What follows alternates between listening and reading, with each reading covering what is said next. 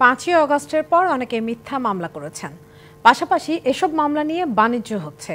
তবে মামলায় নাম থাকলেও তদন্ত ছাড়া কাউকে গ্রেপ্তার করা হবে না বলে জানিয়েছেন পুলিশ মহাপরিদর্শক বাহারুল আলম।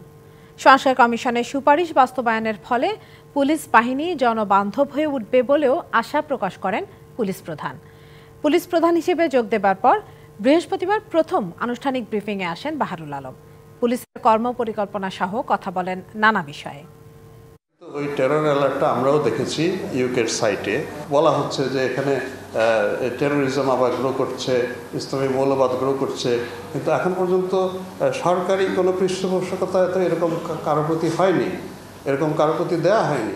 এবং আমরা এখন পর্যন্ত আমরা মনে করি না যে ওই রকম কোনো আশঙ্কা বর্তমানে আছে। অনেক মিথ্যা মামলা সহ বিভিন্ন জায়গায় মামলা নিয়ে বাণিজ্য হচ্ছে উল্লেখ করে পুলিশ মহাপরিদর্শক বলেন, মামলায় নাম থাকলেই গণগ্রেপ্তার করা যাবে না। দুঃখজনক হচ্ছে এগুলোকে কেন্দ্র করে অনেকে বাণিজ্য করছে, সমাজের তারাও প্রভাবশালী লোক। যদি আপনার কোনো ধরনের ইনভলভমেন্ট না থাকে, আপনারা সরাসরি পুলিশের কাছে আসুন।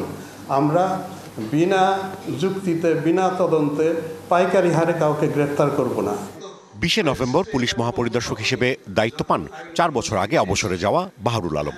বৃহস্পতিবার প্রথমবারের মতো তিনি সংবাদ মাধ্যমের মুখোমুখি হন।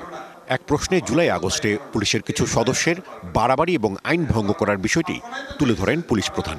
কেউ কেউ তো সশরীরে থেকে পুলিশকে কমান্ড করেছেন, তাহলে কিভাবে আপনি বলবেন যে কোনো দায় নাই? অবশ্যই আছে, কিন্তু আমার কথা হচ্ছে যে আইনগত প্রক্রিয়ায় সাক্ষ্য প্রমাণ দিয়ে আমাকে একেবারে দেখাতে হবে যে অমুককে বলেছেন, অমুকে বলেছে, অথবা ওয়্যারলেসের এই রেকর্ডটা আছে। এমনিতে যতই আমি বলি যে উনি করেছেন, বিশ্বাস করবে না। ওই প্রক্রিয়াটাই কিন্তু আমরা we are on that job. সংস্কার কমিশনের সুপারিশ বাস্তবায়নের ফলে পুলিশ বাহিনী জনবান্ধব হয়ে উঠবে। এছাড়া প্রাণঘাতী অস্ত্র ব্যবহার নিয়ে সময়োপযোগী সিদ্ধান্ত আসার বিষয়ে আশাবাদী তিনি। সবগুলো আবার পুঙ্খানুপুঙ্খরূপে পুনর্বিবেচনা করে একটা অস্ত্রনীতিমালা করা, আমার বিশ্বাস পুলিশ সংস্কার কমিশনের টিওয়ার এটা আছে। জাতীয় নির্বাচনে আইন শৃঙ্খলার প্রস্তুতি সংক্রান্ত এক প্রশ্নে আইজিপি বলেন, নানা কারণে এখনো এ কাজে নিয়োজিত হতে পারেনি পুলিশ। ওই স্টেপটাতে আমরা এখনো যেতে পারিনি। Rajib Ghosh, DBC news, Dhaka.